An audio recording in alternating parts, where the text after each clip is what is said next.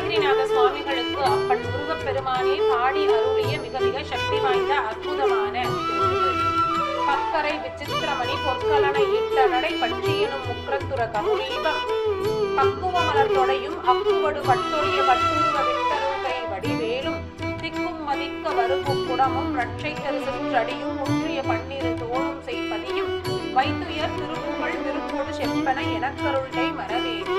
இக்கவரை நற்கனிகள் சர்க்கரை பருப்புடன்மை எல் பொறி அவல் துவரை இளநீர் வண்டு எச்சையில் பயரப்ப வகை